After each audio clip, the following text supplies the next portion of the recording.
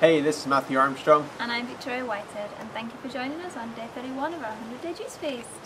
So a question that I've been asked a few times recently is, how long should I, people saying, I'm going to start juice feasting, how long should I do it for? Is there a minimum time, a maximum time? And, 100 days is probably pretty maximum, but, there's no reason why you couldn't go any further than that. But it's probably enough. Minimum, just make yourself one juice. Juice feast for a morning. Just do it for the morning up until lunchtime. That would be the minimum. If you can do that every day, just have juices up until lunchtime. That's phenomenal. If you can do one day on juice, again, phenomenal. If you can do one day a week, brilliant. If you can do 7 days, you'll start to see big shifts. Even just having one pint of juice every morning, you'll start to see differences happening. Your skin will start to improve. You'll have more energy. All sorts of things will start to happen, and you're just a heightened sense of well-being as well. So it doesn't take that much. So just start and just take one day at a time. So if you do set yourself out a specific time, like you're going to do, 21 days or 30 days or something like that, is it's good to have an outcome. It's good to have a target, an aiming point, and at the same time not to be attached to it, not to be attached to your outcome, but to still have one, an aiming point. Some people have said, don't be attached to your 100 days. Just do whatever. And we're absolutely not attached to 100 days at all. But we do have that aiming point, that target, and we are committed to doing it. At the same time, diversions do happen in life, but we are absolutely committed right now to doing those 100 days. And it's psychology, just taking one day at a time as well. It's not looking at it as like this big long road and going, oh God, I got to do all that. Just looking at it as one day at a time and just saying, can I just drink juices today? Can I do it? Then the answer is always sure I can. Sure I can just do it today. And if you get up every morning and say that, can I do it today? You're being in the moment, being in the present. It's like in the prayer, give us this day our daily bread. There's a lot of power in that. Just for today, everything's fine. Most people don't have worries for a day. They're thinking, the worries people have because they're thinking about other things happening in the future and different things like that.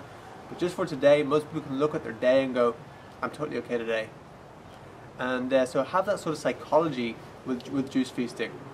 So whether it is 7, 9, 21 days, just every single day, just say, can I do it for today? Just today. Don't worry about tomorrow. Can I do it for today? If you can say yes, then do it that day, and then say the same thing tomorrow.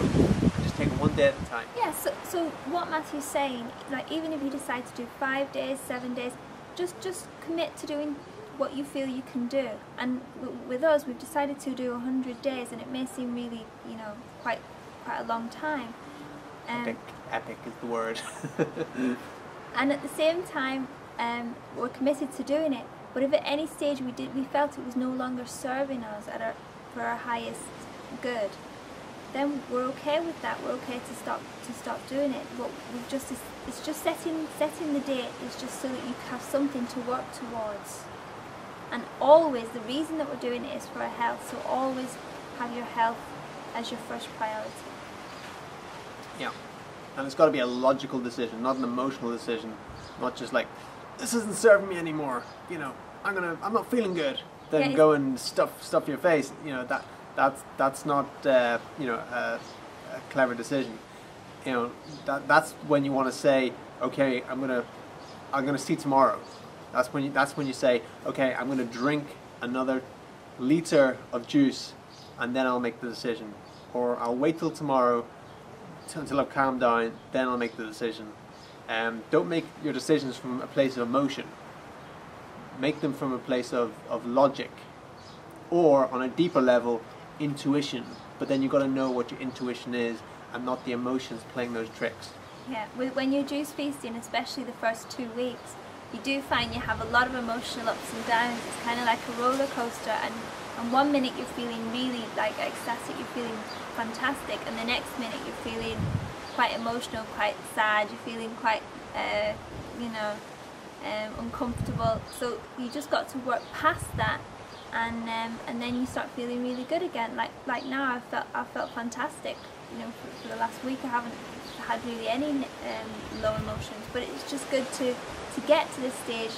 First of all, maybe some people will, depending on where you're at now, have to go through some emotions. So just be aware when that comes up. Okay, I'm just releasing old emotions, and then you can push through it. So what's in the juice today, Matthew?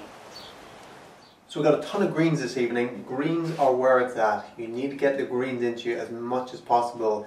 If you're juice fasting, juice cleansing, juice feasting, detoxing in any way, highly, highly recommend the greens is where it's at. That's what's going to give the deep clean, the cleansing, and that's where the majority of the minerals are. And our bodies are, in the 21st century and even in the late 20th century, most of the population of the world are mineral deficient. And this is one way that we can get a large amount of minerals into our body, is through these greens. So what do we got? We've got cucumbers, and we have really good spinach here. It's really delicious spinach. We have apples, we have our token lemon, and we have a load of celery here. We also have a big ton of parsley, loads of flat leaf parsley there, so we're having that in there as well. So the apples sweeten it up a bit, and then that takes any strong taste away from the greens, and we're going to drink that this evening, and that's us. Today's yoga is a hand mudra, hand yoga, and this is called the Hakini mudra, and it's very powerful, and it can be used every single day. You'll find benefit from it using it every single day.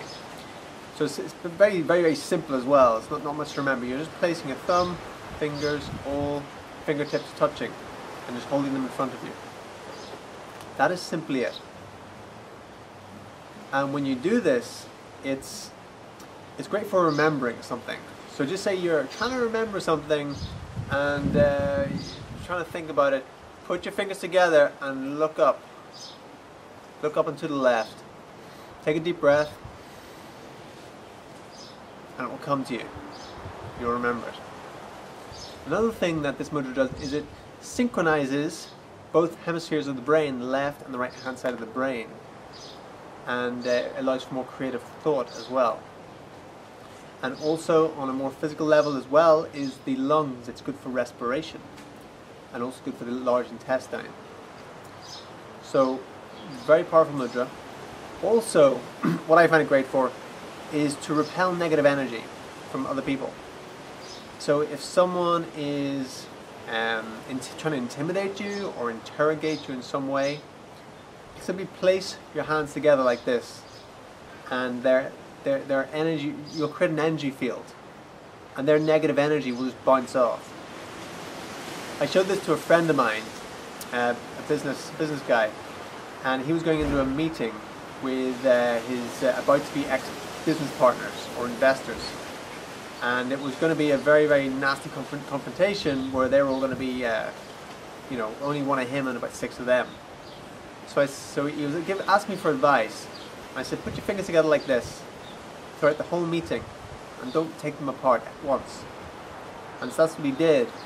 And he sat there and he felt impenetrable the whole meeting. And no matter what any of them said to him, nothing could throw him off center. And really annoyed them at the time. And because of it, he came out of that meeting a lot better and unscathed than he would have been. He would have been verbally beaten to death if he hadn't have done this. So it's very powerful for those sort of moments as well, to repelling negative energy from anyone who's trying to intimidate or interrogate you. So a great mudra for remembering and for defending yourself as well. Energetic defense. So that's simply it. Very simple one. Do that and practice it. Next time you forget something, put your fingers together, breathe in, look up to the left, and you remember it. Okay? That is? Alright. So, thank you for subscribing, thank you for sharing the videos, and leave us a comment, question. That's it. Okay, my name is Matthew Armstrong. And I'm Victoria Whitehead. Take care.